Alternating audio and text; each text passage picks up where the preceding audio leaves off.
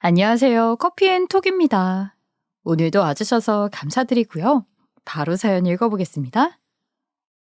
안녕하세요. 저는 얼마 전에 놀랍고도 황당한 일을 겪게 되어서 사연을 보내게 되었어요. 그 일로 남편과의 사이가 틀어질 뻔했지만 지금은 잘 지내고 있답니다. 하여튼 이야기의 시작은 남편과의 만남 전부터 시작됩니다. 저는 강아지 한 마리를 키우고 있었는데 2개월 때부터 데려와 예방접종까지 다 마친 아이가 건강하게 자라다 어느 날 갑자기 토를 하면서 캑캑대는 거예요. 저는 서둘러서 강아지를 데리고 주변 가까운 동물병원을 찾았는데 거기서 지금의 제 남편을 만나게 되었죠. 남편의 직업이 바로 수의사였거든요. 아무튼 그렇게 남편과의 첫 만남을 겪게 되었고 우리 집 강아지는 무사히 집으로 올 수 있었어요.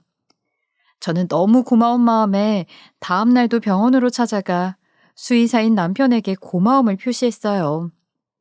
그 일로 인해 저는 남편과 꾸준한 만남을 가지게 되었죠.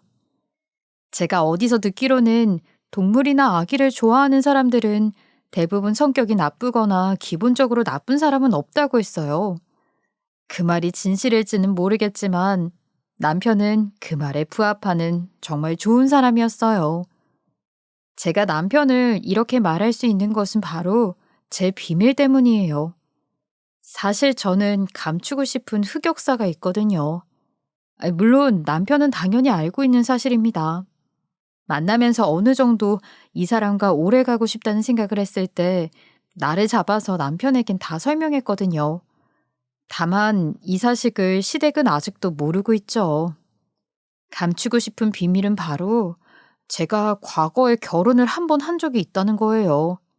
하지만 그 남자와는 결혼식만 올린 상태였고 따로 동거를 하고 있진 않았죠. 게다가 혼인신고도 하지 않은 상태였기에 서류상만 따지고 본다면 저는 결혼을 한 번도 하지 않은 상태였어요.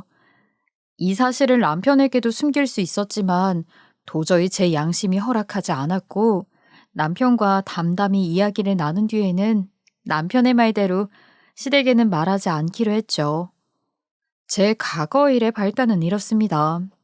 저는 전 남자친구와 꽤나 오래 사귄 사이였어요. 3년을 넘게 사귄 우리는 미래를 약속하고 결혼식을 올리게 되었죠. 그리고 신혼여행을 떠났습니다. 다들 많이 간다는 괌으로 말이에요. 그런데 거기서 저는 알게 된 거예요.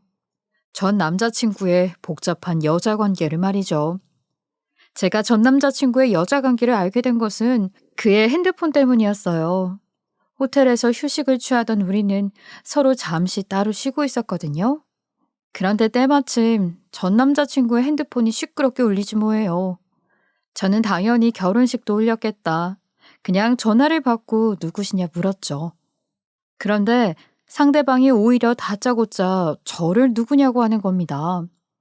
무슨 상황인지 이해하기도 전에 머리가 띵하게 아파오더군요. 그때 전 남자친구가 샤워를 끝내고 나왔고 저는 알게 되었죠. 그에게 나 말고도 다른 여자가 있었구나 하고요. 그 뒤로는 여느 드라마에서 보는 상황과 똑같습니다. 저는 전 남자친구에게 따져 물었어요. 이게 어떻게 된 일인지 말이에요. 하지만 그는 오히려 이런 상황이 곤란하다는 듯이 굴었고 이 남자는 지금 내가 넘어가더라도 다음에 또 이러겠구나 싶었어요. 그래서 가차없이 결혼은 없던 일로 하자고 저는 바로 짐을 싸서 한국으로 돌아왔습니다. 이때의 일이 저한텐 너무 충격적인 일이었어요. 이 사건으로 저는 2년 동안 바깥 생활을 하지 못했죠. 그러던 제가 걱정이 된 어머니는 강아지 한 마리를 데리고 오셨고 저는 인생의 반려처럼 그 강아지를 키우게 되었어요. 이 친구에겐 정말 많은 위로와 치유를 받았어요. 심지어 지금의 남편도 이 복덩이 덕에 만나게 되었으니 하늘에서 저를 위해 내려준 수호천사 같은 느낌도 들었어요. 아무튼 이런 저의 트라우마를 잘 넘기고 지금의 남편과 결혼을 하게 되었고 저는 남편과 살게 되었죠. 남편과의 첫 시작을 하게 된 신혼집은 9옥 주택이었어요. 그냥 9옥은 아니고 내부 인테리어를 손본 집이었죠. 아무래도 옛날 집에 그대로 살기에는 좀 힘들었거든요. 구옥주택을 신혼집으로 선택한 이유는 따로 있습니다. 아무래도 남편의 직업이 조금 입김이 들어갔죠. 남편이 동물을 사랑하는 수의사이다 보니까 넓은 마당이 필요했거든요. 남편에게서 결혼 후의 생활에 대해서 듣게 된 적이 있는데 본인의 꿈은 마당이 있는 집에서 큰 강아지와 토끼 등 다양한 동물들과 함께 사는 게 꿈이라고 말했거든요. 그래서 구옥을 선택하게 된 거죠. 물론 현실적인 문제도 있어서 구옥주택을 구매한 것도 있습니다. 많은 사람들이 살고 있는 아파트나 빌라에서는 지금 제가 키우는 강아지도 거부하는 곳이 많고 다양한 동물을 키우기엔 적합하지 않았으니까요. 게다가 집값도 아파트에 비해선 저렴했고요. 남편의 오랜 소원이라고 하는데 오래된 집에 사는 게 뭐 힘들겠습니까? 그냥 남편의 오랜 꿈을 이루어주자 싶은 마음에 저도 들어주게 된 거죠. 지금 생각해도 이 집은 정말 잘 구매한 것 같아요. 다른 사람들은 부동산을 투자 명목으로 많이 구매하시던데 우리는 그런 목적은 1도 없고 그냥 우리가 원하는 살기 좋은 집을 팔았으니까요. 우리 집의 가장 큰 특징은 다양한 공간이 존재한다는 거예요. 지하에는 말이죠. 자그맣게 지하실도 있고요. 지붕 밑에 큰 다락방도 있습니다. 그리고 다락방에서 나갈 수 있는 옥상도 있는 우리 둘에게는 넓은 집이었죠. 요즘 아파트 보시면 아시겠지만 다들 틀에서 찍어낸 것 같은 구조를 가지고 있잖아요. 또 아래 위로 소음 문제도 심하고 말이에요. 물론 여기도 주변에 가정집들이 많이 있기는 하지만 각각 거리가 조금씩 있었기에 약간의 소음은 그리 큰 문제가 되지 않는 위치에 있어요. 이런 모든 점을 종합했을 때 이 집은 매우 매력적인 조건을 가지고 있었죠. 저희가 집을 알아보려고 다녔을 때 부동산 주인이 가장 자랑했던 곳은 바로 이 집의 다락방이었습니다. 이 집 다락방은 그럴 만한 가치가 있었죠. 다락방은 우리가 생각하는 것처럼 작은 공간이 아니었으니까요. 생각보다 넓어서 여기에 뭘 꾸미든 좋은 공간 활용이 될 수 있을 것 같았어요. 부동산 주인도 이 부분을 엄청 강조했어요. 거기에 남편도 껌뻑 넘어간 듯 보였고요. 아무튼 그 집을 돌아보고 올 때 남편이 말했어요. 여보, 그 집 다락방 말이야. 정말 괜찮지 않아? 우리가 원하던 마당도 있고 구옥이라는 게 조금 걸리지만 그건 우리가 조금 손보면 되는 일이고 당신도 물건 같은 거 놓을 창고도 있고 우리 그 집으로 하자. 매사 제 편의를 봐주던 남편이 이렇게까지 말하는 것을 보면 그 집이 얼마나 마음에 들었을까 싶었죠. 저희는 다음날 당장에 그 집을 계약하게 되었고 신혼집으로 삼게 되었어요. 집을 계약한 뒤에는 일사천리였습니다. 남편은 그 다락방을 자신만의 공간으로 활용하고 싶다며 영화에나 나올 법한 그런 아지트로 만들고 싶다며 제게 어필했어요. 그런 남편의 어필에 저는 그렇게 하라고 말했죠. 이전 살던 집주인은 그 다락방을 그저 창고로 사용해서 그런지 다락방은 생각보다 더러운 상태였어요. 그래서 인테리어가 마냥 쉽지는 않았죠. 하지만 남편은 다 계획이 있었는지 다락방에 놓을 물건들을 이리저리 구하고 있더군요. 그런 신난 남편의 모습에 저도 흐뭇했어요. 그러다 문제가 생기게 되었어요. 결혼하고 우리는 신혼여행을 다녀왔는데 끝난다던 공사는 미뤄져 있더라고요. 친구들이 옆에서 인테리어 공사는 예정대로 되지 않을 때가 많다고 했는데 우리도 역시 피해갈 수 없던 문제였죠. 집은 아직도 인테리어와 수리 중이었으니까요. 그래서 하는 수 없이 집 수리가 다 될 때까지 우리는 밖에서 살아야 했어요. 다만 남편은 부모님 집에, 저는 친구네 집에서 신세를 지게 되었죠. 남편은 본인의 집에서 같이 지내자 했지만 시부모님과 친한 것도 아니고 제가 사교적인 성격도 아니라 그냥 따로 지내겠다 했습니다. 원래는 저도 제가 지내는 원룸으로 돌아가려고 했지만 계약이 이미 끝난 상태였고 일을 어떻게든 좀 연장할 수 없냐 집주인에게 물었지만 이미 이사 올 사람이 며칠 뒤에 들어온다고 하더군요. 그래서 저는 어쩔 수 없이 친구 집에서 지내게 되었죠. 물론 제가 본가로 들어가면 되는 일 아니냐고 하는 분들이 있을 거예요. 저도 그럴 수 있다면 그러고 싶었어요. 제가 그러지 못한 것은 바로 우리 본가는 지방에 있기 때문이었습니다. 저는 일을 하기 위해 수도권으로 올라온 상태였고 어머니는 지방에 있는 본가에 그대로 남으셨거든요. 게다가 고작 몇 주 정도만 따로 지내면 되는 거라 친구에게 양해를 구하고 머문 거예요. 그런데 남편은 신혼집에 관심이 많은 듯 했어요. 하루에도 수십 번씩 수리하고 있는 집을 들락날락하면서 다락방 꾸미기에 여념이 없었거든요. 하루는 저도 궁금해서 남편을 따라 다락방으로 올라가 본 적이 있는데 거기는 이미 완전히 남편의 놀이터가 되어 있더군요. 남편이 평소에 즐겨보는 책은 물론 침대나 가구들까지 들어와 있었습니다. 마치 다락방은 남편만의 안방을 하나 만들어 놓은 듯이 보였어요. 처음에는 그런 남편의 모습에 불안한 마음도 들었죠. 각 방을 지내자고 할 것 같은 비주얼의 방을 떡하니 꾸미고 있었으니까요. 하지만 남편은 불안해하는 제 모습을 보면서 그저 취미를 모아놓은 곳이라며 가끔은 밤을 새는 경우가 있으니 침대를 가져다 놓은 것이라고 저를 안심시켰어요. 저는 남편에게 져주기로 했습니다. 어차피 결혼 전에 남편과 이야기한 것도 있었거든요. 결혼을 하더라도 각자의 라이프 스타일은 존중해주자는 약속 말이죠. 그래서 남편의 그 공간도 존중해주기로 했어요. 그런데 이런 문제가 생길 줄은 몰랐죠. 그래요. 각자 라이프 좋다 이겁니다. 하지만 왜 잘 시간만 되면 밤마다 베개를 들고 다락방으로 올라가는 걸까요? 너무나도 어이없는 남편의 행동에 저는 날 잡아서 이야기를 했어요. 당신의 행동이 너무 수상하다 말이죠. 그러자 남편이 말하더군요. 아니, 내가 딴 건 아니고 평생 혼자서 지내고 자왔는데 옆에 누가 있으니까 너무 불편하더라고. 나는 괜찮을 줄 알았는데 아니었나 봐. 좀 어색하기도 하고. 그래서 당분간만 좀 이렇게 지냅시다. 내가 노력할 테니 말이에요. 이런 남편이 어이가 없었지만 한편으로는 이해도 했어요. 왜냐하면 신혼여행 때도 이런 행동을 하긴 했거든요. 9박 10일의 신혼여행 동안 남편은 잠자리마다 계속 뒤척였고 제대로 잠을 청하지 못했어요. 그러다 결국에는 바닥에 따로 매트를 두고 자거나 심지어 의자에 앉아서 졸기까지 했죠. 저는 어디든 머리만 붙이면 자는 성격이라 그런 남편이 이해가 되진 않았지만 세상엔 모두 같은 성격의 사람만 있는 것은 아니니 이해해 보려고 노력했습니다.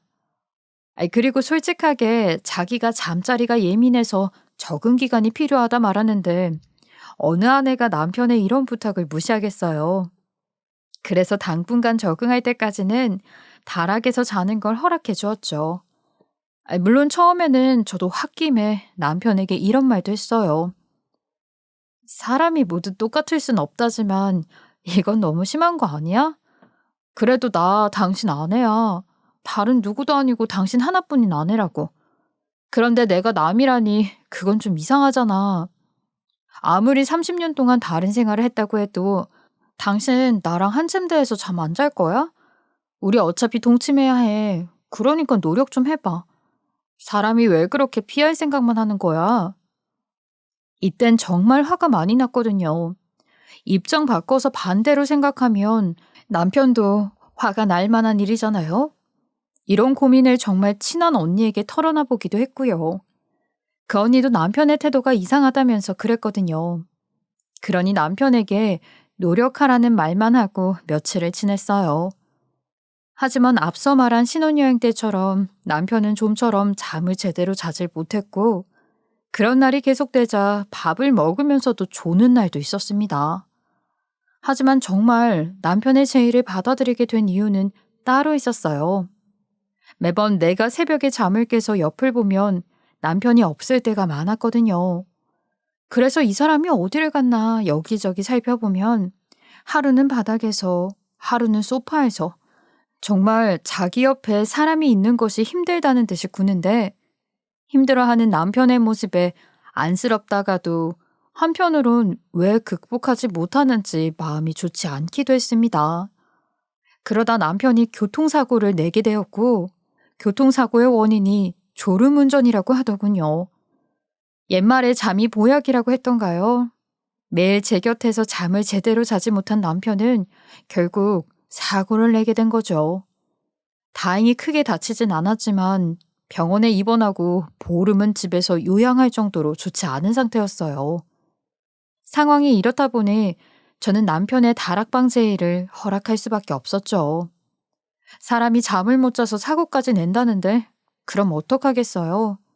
멀쩡한 저라도 이해하고 넘겨야죠. 그래서 전 남편에게 약간의 시간을 주기로 했어요. 그리고 이제부터는 그냥 편하게 다락방에 가서 자라고 말했죠. 그러자 남편은 제 손을 잡으며 정말 미안하고 고맙다며 말하더군요. 참 아이러니했습니다. 내 첫 결혼도 남자 때문에 힘들더니 두 번째도 잠이라는 문제로 저를 괴롭히니 말이에요. 남편에게 다락방을 허락한 날은 정말 우울해서 평소에 잘 오던 잠도 제대로 오지 않더군요. 정말 속상했어요. 그런데 제가 이 상황을 너무 쉽게 본 걸까요? 남편은 다락에서 지내는 게 어찌나 좋았는지 얼굴이 다 폈더군요. 게다가 잠을 따로 자게 돼서 너무 편하고 밤마다 잠도 솔솔 온다고 말하는 남편이 왜 이렇게 괘씸한지. 그놈의 다락방이 뭔지 아주 아늑하고 포근해서 너무 좋다고 하더군요. 저는 그런 남편의 모습에 왠지 모를 배신감도 느꼈습니다. 그렇게나 동물을 사랑하고 제게 자상하던 남편은 어디로 갔는지 다락방에 올라간 뒤에 남편은 항상 무언가에 신경이 팔린 듯이 보였거든요. 자기가 좋아하는 것들로 꾸며놓은 다락방에서 하는 일이 너무 좋았는지 거기에 푹 빠진 것 같더군요. 겉으로는 표현하지 않았지만 남편의 그런 모습에 정말 많이 섭섭했습니다. 그러다가 남편의 행동은 도를 지나치기 시작했어요. 아니 갑자기 자물쇠를 2개 사오더니 다락방의 문 안팎으로 자물쇠를 다 걸어놓는 거예요. 그러면서 어이없는 말을 변명이라고 둘러대더군요. 내가 다락방에 있어 보니까 이렇게 잠가 놓은 게 더 포근한 기분이 들더라고. 물론 당신이 다락방에 올라온 나를 무리하게 부르거나 하는 일은 없었지만 사실 지금 이 포근하고 아늑한 기분을 여유롭게 즐기고 싶어서 이렇게 자물쇠까지 달아놓으니까 너무 좋은 거 있지? 더 이상은 이런 행동을 놔둬선 안 되겠다는 생각을 했어요.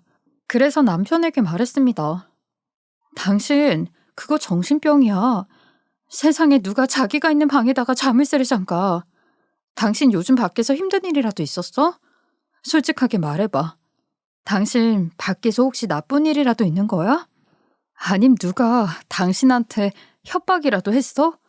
나한테 솔직히 말해봐. 저는 정말 남편이 밖에서 협박이라도 받는 줄 알았어요. 그렇지 않고서야 안전한 집 안에 이렇게 자물쇠를 안팎으로 걸어놓을 일이 없으니까요.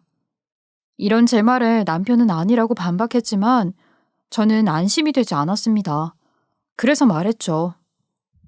아니야, 내가 보니까 당신 지금 정상 아닌 것 같아.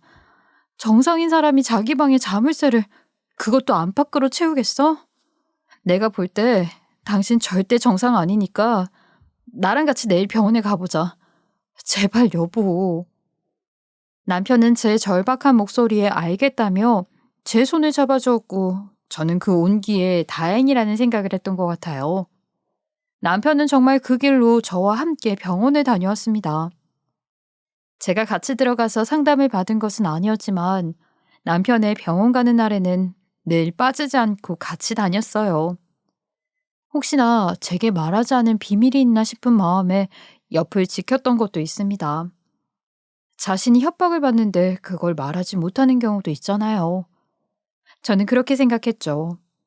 하지만 다행히 그런 일은 없었고 남편은 본인의 노력한다는 말대로 상담까지 다니며 꾸준히 고치려고 노력했어요.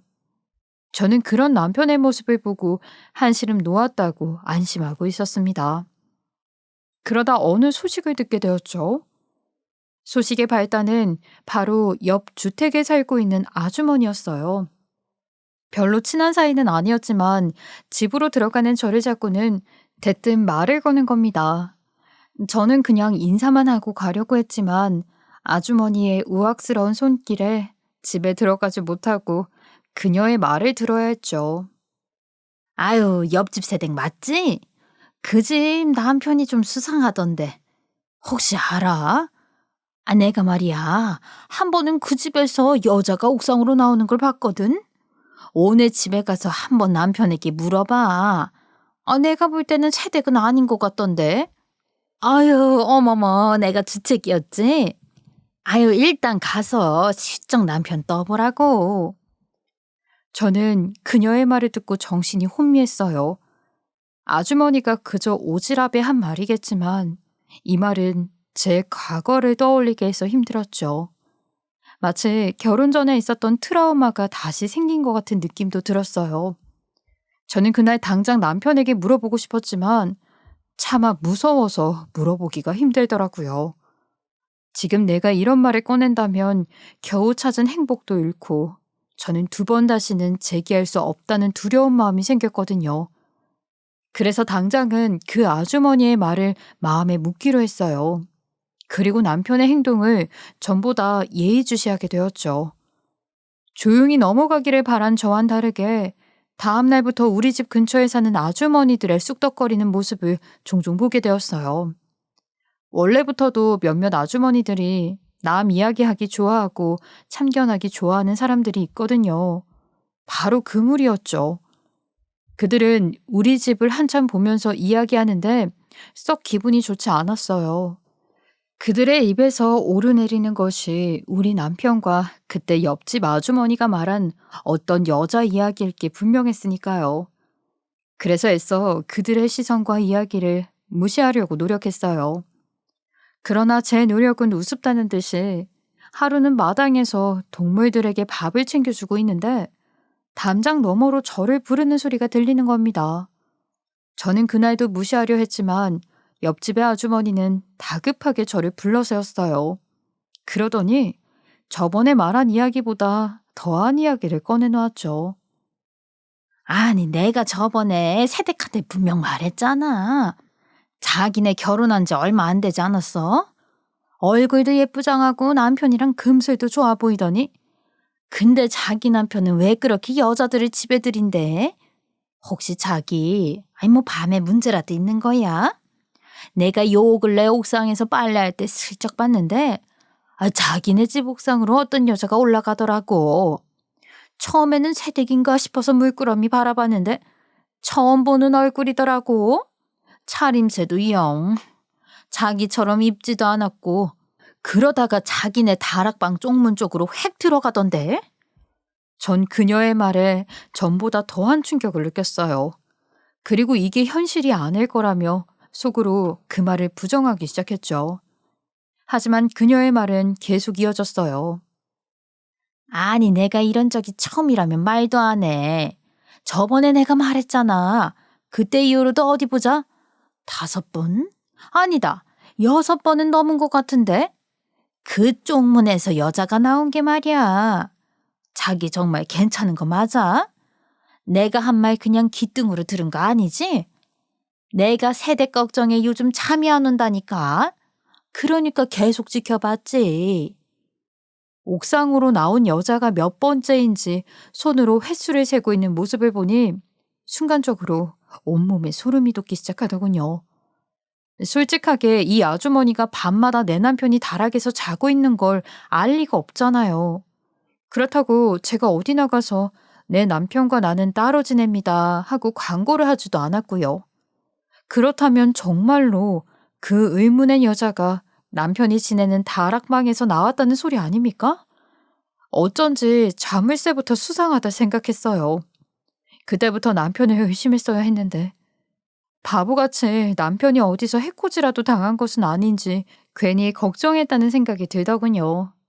저는 남편과의 사이를 남에겐 알리고 싶지 않은 마음에 그 아주머니 앞에서는 아무렇지 않은 듯 말했어요.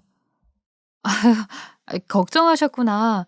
그 사람 사실 제 친동생이에요.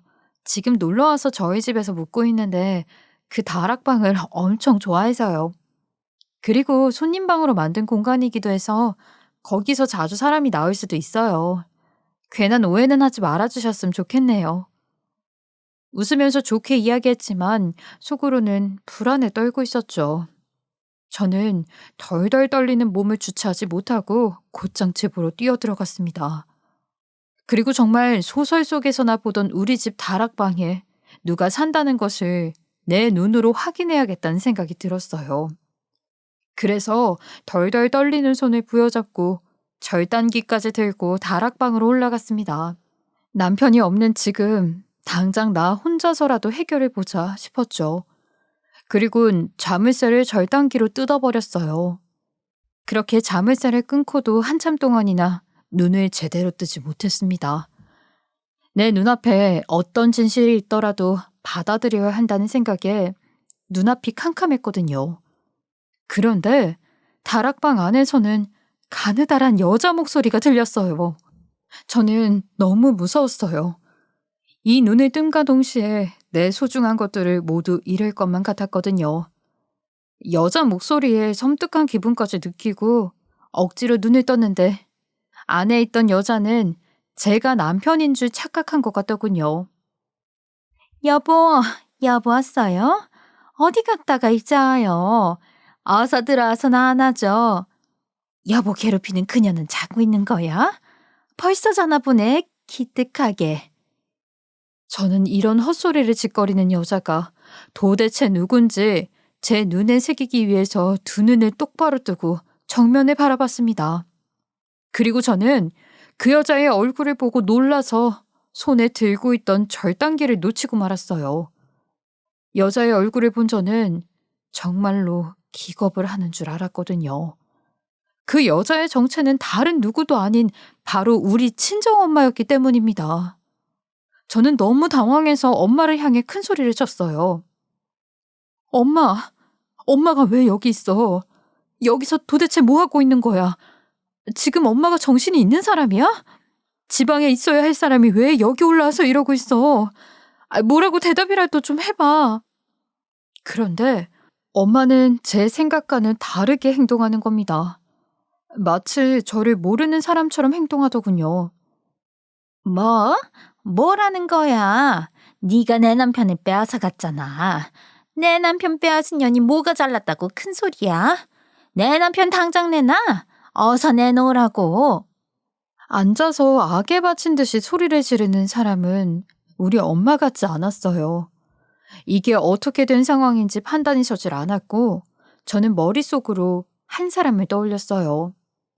제가 이 상황을 설명해 줄 수 있는 단 한 사람, 남편이었죠. 그래서 당장 남편에게 연락해서 물었어요. 당신 제대로 설명해? 우리 엄마가 왜 당신이 있어야 할 다락방에 있는지. 그리고 왜 우리 엄마가 나를 못 알아보는 건지도 다 설명해. 당장 설명하라고. 남편은 지금 집에 어떤 일이 일어났는지 다 안다는 것처럼 저를 달래면서 당장 집으로 오겠다고 하더군요. 전화를 받는 행색을 보니 제게 전화를 받기 전에 벌써 동물병원에서 출발한 듯이 보였어요. 그것도 이상했지만 더 이상은 따지지 않고 남편을 기다렸어요. 남편을 기다리는 동안 엄마는 더 이상한 행동을 하기 시작했습니다. 저를 모르는 사람인 것처럼 행동을 하는 것은 물론 저를 두려운 사람처럼 쳐다보는 거예요. 그리고 울면서 제 남편을 찾기 시작했죠. 저는 그런 엄마를 달래기 위해 조심스럽게 다가갔지만 질색하는 엄마의 태도에 더 이상 다가가지 못했고 어쩔 줄 몰라 하고 있었어요. 그때 현관문이 열리는 소리가 나고 남편이 올라오는 소리가 들렸어요. 숨도 돌리지 못한 남편은 동물병원에서 급하게 나온 모양인지 가운도 벗지 못한 채로 불이 나게 집으로 온 듯 하더군요. 그런 남편에게 당장이라도 설명하라 큰 소리를 냈고 남편은 한숨을 크게 쉬고는 다락방 구석의 책장에서 어떤 파일을 하나 꺼내오더군요. 그리고 제 앞으로 그 파일을 내밀었습니다. 이게 뭔데? 뭐, 이 안에 비밀이라도 숨겨져 있어? 제 물음에도 남편은 아무 말도 하지 않고 그저 파일만 지그시 바라보곤 확인하라는 말 한마디만 하더군요. 그가 건넨 파일에는 병원 진단서가 들어있었었는데 저는 진단명을 보고 제 눈을 의심할 수밖에 없었어요. 거기에는 엄마의 이름과 함께 치매라는 내용이 적혀 있었거든요. 엄마의 치매는 상당히 진행된 상태로 결코 좋지 못한 상황이라고 하는 것 같았어요. 그리고 엄마가 여기에 있는 이유는 우리 집안의 상황 때문이었다고 합니다. 엄마는 앞서 말한 것과 같이 타지에서 살고 있던 사람이에요. 그런 와중에 내가 결혼했고 심지어 여동생은 대만에 나가서 일을 하면서 살고 있었죠. 게다가 아버지와는 우리 자매가 어렸을 때 이혼을 하셨으니 치매가 걸린 사람 옆에서 돌볼 사람은 한 사람도 없었던 거예요. 엄마는 자신의 상태에 대해서 항상 걱정했고 제가 결혼하기 전에 남편을 슬쩍 불러서 말했다고 합니다. 저 사위, 내가 사위만 믿고 이야기하네. 내 딸한테 말했다가는 얼마나 충격을 받을지 모르니까 말이야. 평소에도 그렇게 교류가 활발한 가족은 아니지만 그래도 가족 중에 누구라도 알고 있어야 관련 연락을 받았을 때 적게 놀랄 것 아닌가. 사실은 내가 치매라네. 시간이 오래되어 그리 좋지 않다고 하더군. 그저 알고만 있으라고. 알고만. 남편은 엄마에게 본인이 치매란 것을 알게 되었고 엄마는 내가 걱정할까 싶어서 결혼 1년 후에 알리라고 말했다고 해요. 원래 우리 엄마가 자식들 걱정시키는 일은 절대 안 하는 성격이거든요. 어릴 때도 힘들게 큰 자식들에게 커서도 짐이 되고 싶진 않다고 말이에요. 정말 고집스러운 사람입니다. 그러다가 제가 결혼을 하자마자 엄마의 치매 상태가 확 안 좋아지게 되었대요. 수의사지만 나름 의학 지식이 있던 남편이 이 일을 알고 엄마를 우리 집 근처로 모시게 되었다고 말이죠. 남편이 이 집을 마음에 든다고 그렇게 말했던 이유가 여기에 있었어요. 이 동네에 처음 오게 된 것은 우리 신혼집 때문이 아니라 바로 우리 엄마 때문이었던 거예요. 동네가 한적하고 집길이 조금 거리가 있던 곳을 찾아가 이곳을 알게 되었고 여기에 혼자 살기 좋은 집이 마침 하나 나왔기에 알아보러 오게 되었다고 합니다. 그 집은 우리 집 뒤편에 있는 집으로 높낮이 때문에 다른 사람들이 잘 볼 수 없는 구조로 되어 있다고 해요. 그렇게 남편은 엄마가 지낼 집을 먼저 알아보고 마치 처음인 듯이 저를 데리고 와서 엄마 집 앞에 있는 지금의 집을 보러 온 거죠. 물론 집 구조도 상당히 마음에 들었고요. 그리고 제게 들키지 않기 위해서 부지런히 노력했던 모양입니다. 연애할 때와 달리 휴일이 적다 싶었는데 그게 모두 엄마를 돌보기 위함이었던 거죠. 거의 매일 병원을 나가는 남편의 모습에 결혼도 했으니 성실히 살려고 하나 보다 싶었는데 사실은 그게 모두 저희 엄마를 돌보기 위해서 나가려고 했던 남편의 계획이었던 거예요.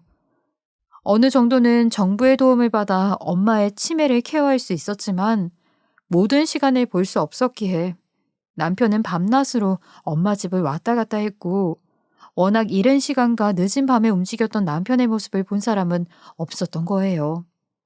그렇게 엄마는 자기 집을 들락날락하는 남자가 자기 남편이라고 생각했고 남편과 함께 살아야 한다는 생각으로 몰래 남편을 따라와 우리 집의 다락방에 숨어들어 살게 된 겁니다. 그 이후로는 옆집 아주머니가 말했던 것처럼 남편의 다락방에서 지내면서 행동했던 거고요. 저는 남편에게 다락방을 원래 이런 용도로 사용하려고 했냐고 물었어요. 그러자 남편은 순수하게 자기 공간으로만 사용하려고 했다고. 하지만 우리 엄마가 치매로 인해 착각하기 시작하면서 다락방에 눌러앉아 어쩔 수 없이 이곳에 엄마를 모시게 되었다고 하더군요. 그리고 다락방이 옥상이랑 연결이 되어 있다 보니 엄마는 옥상도 왔다 갔다 하게 되었다고. 처음엔 이런 엄마를 다시 집으로 모셔가려고 했지만 통 말을 듣지 않았답니다. 그러다가 정부에서 받는 지원도 내가 있으니 어렵게 되었고, 남편은 하는 수 없이 밤마다 나가서 우리 엄마를 돌보게 되었던 거죠. 그런데 문제는 여기서 발생해요. 안타깝게도 다락방에는 화장실이 없었거든요. 그래서 엄마가 옥상으로 나가기 시작했던 것도 다 화장실이 없어서였다는데, 남편이 자물쇠를 걸어 잠근 이유도 엄마의 치매 때문도 있지만 옥상에 간이 화장실 공사를 하기 위함도 있었다고 하더군요. 음식은 남편이 갖다 둔 미니 냉장고에 넣어두고 전자레인지로 데워서 드렸다고 해요. 그리고 다행히도 엄마가 조용한 치매라 생각보다 시끄럽게 소리를 치거나 하진 않았고, 하루 종일 누워 계시거나 다락방에서 식물을 키우는 정도가 다였다고 하더군요. 그리고 이처럼 모든 편의시설을 다 두었지만 그래도 걱정이 되었던 남편은 소형 캠까지도 설치해서 엄마를 살폈다고 합니다. 그러다 오늘도 어김없이 소형 캠으로 엄마를 지켜보고 있다가 제가 들어오는 모습에 얼른 일도 제쳐두고 뛰어오게 되었다고. 이 모든 일을 숨긴 것은 바로 제 임신 때문이었다고 말하는 남편에게 저는 아무 말도 하지 못했어요. 그저 이 사람이 우리 엄마를 위해 수시로 확인하고 건강을 지켜보고 거기에 나도 생각을 했다고 하니, 내가 사실 당신한테 말하려고 했어. 그런데 당신 5주차야. 한참 예민하고 위험한 시기라고. 나라도 이런 사실을 숨기고 싶었겠어? 그래도 나한텐 당신이 먼저야. 장모님도 중요하지만 난 당신이 안정기가 되면 말하려고 했다고. 내 말 좀 믿어주라, 응? 제발. 내가 당신에게 해가 될 일을 할 리가 없잖아. 저는 멍하니 서 있다가 이내 화가 났습니다. 그래도 남편은 제게 알렸어야 했어요. 이건 다른 사람의 일도 아닌 제 가족의 일이었으니까요. 내가 임신이어서 말을 안 했다고? 그럼 안정기가 되면 정말 말은 하려고 했어. 지금 당신이 해놓은 것 좀 봐. 지금 이것만 보고선 당신이 나한테 엄마 상태를 이야기했을 것 같지 않아. 계속 숨기려고 방문에 자물쇠도 달았잖아. 그냥 나한테 살짝이라도 언지를 하지 그랬어. 내가 그렇게 못 믿음직했어? 내가 당신에게 신뢰를 주지 못했나? 모든 일에 임신이라는 게 이유가 될 수 없어. 당신은 그냥 알았을 때 나한테 말했어야지. 제가 이렇게 화를 내자 남편은 어쩔 줄 몰라 했고 그저 우는 나를 달래기만 했습니다. 화를 낸다 한들 사실은 바뀌지 않죠. 압니다. 저도 머리로는 알지만 도무지 이 상황을 이해하기 힘들었어요. 아무리 엄마가 숨겨달라고 했지만 이렇게까지 해서 숨겨야 했나 하는 생각과 함께 지금까지 내가 엄마한테 제대로 신경 쓰지 않았구나. 미안한 마음도 동시에 들었죠. 그래서 종국엔 남편을 이해할 수밖에 없었고요. 어쩌겠습니까? 이 둘이 나라는 사람을 너무 사랑하고 아끼는 마음에 비밀로 숨기고 있던 것을. 되려 잘못이라면 제가 잘못이었죠. 아마도 엄마에게 저는 그리 좋은 딸은 아니었을 겁니다. 단지 엄마가 나랑은 멀리 산다는 이유로 전화도 한번 제대로 해본 적이 없으니까요. 엄마에게서 전화가 오면 늘 바쁘다는 말만 했고 결혼 트라우마 이후에는 마치 내 인생이 모두 어려웠던 과거 때문인 것 같아서 힘들기만 했고요. 그래서 더욱 엄마를 등한시했던 것도 있습니다. 그러니 지금 이 지경이 되도록 엄마가 치매에 걸린 것도 모르고 있었죠. 마땅히 내가 챙겨야 할 사람인 엄마인데 내가 챙기지 않아서 이 두 사람이 지금 이 일을 벌이게 된 것이니 제가 죄인이지요. 이 모든 사실을 알게 된 이후에 우리 부부는 전보다 더욱 돈독해진 사이가 되었어요. 저는 남편의 사랑을 깨닫고 전보다 더 알콩달콩한 시간을 보내고 있죠. 그러나 결국 엄마는 우리 집에서 가장 가까운 요양병원으로 모시게 되었어요. 저는 임신으로 몸이 편치 않았고 남편은 일을 해야 하는 가장이기에 시간이 여의치 않았으니까요. 제가 아무리 돌본다 한들 엄마의 치매는 날이 갈수록 심해졌으니 이제는 전문가에게 맡겨야겠다는 생각이 들었어요. 그래서 수소문을 해서 가장 가까운 병원에 모시고 자주 찾아뵙는 것으로 이 일은 끝이 났습니다.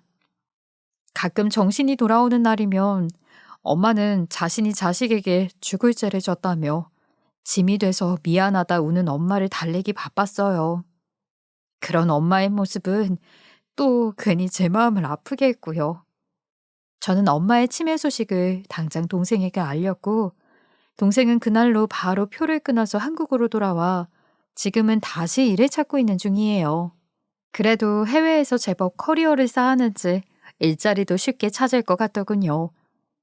아무튼 그런 동생과 남편이 입을 모아 의견을 모은 것이 바로 요양병원이었고, 우리는 제정신으로 돌아온 엄마에게 이야기를 꺼냈습니다. 엄마는 덤덤한 표정으로 그러라고 말하더군요. 이날은 정말 엄마에게 미안하고 죄송스러운 마음이 들었어요. 이렇게 엄마와의 일이 끝나고 저는 남편의 또 다른 면모를 알게 되었어요. 보통 치매가 걸린 사람들은 가족도 버린다고 하는데, 남편은 저와 동생의 말에도 끝까지 엄마의 의견도 들어야 한다면서 의견을 냈던 사람이거든요.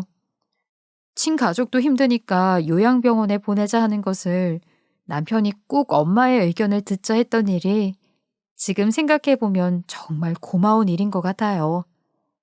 그렇지 않았으면 동생도 저도 엄마를 요양병원에 보냈다는 사실에 죄책감을 느끼고 있을지도 모르고요. 아무튼 남편은 현재 우리 아이를 위해서도 무척 노력하고 있습니다. 새벽에 제가 딸기를 먹고 싶다 하면 먼 마트에 나가서라도 딸기를 구해오는 자상한 아버지니까요. 요즘 남편을 보면 생각합니다. 제게 이 사람을 보내주기 위해서 이전과 같은 어려움이 있었던 건 아닌가 하고요. 저는 이제 동물과 아이를 좋아하는 자상한 남편과 즐거운 제2의 인생을 살아보려 노력하고 있습니다. 지금까지 제 이야기 들은 모든 분들도 저처럼 자신이 선택한 남자를 믿고 행복한 인생을 보내셨으면 해요. 감사합니다. 지금까지 커피앤톡이었습니다. 오늘도 끝까지 함께 해주셔서 감사하고요. 다음 영상으로 또 찾아뵙겠습니다.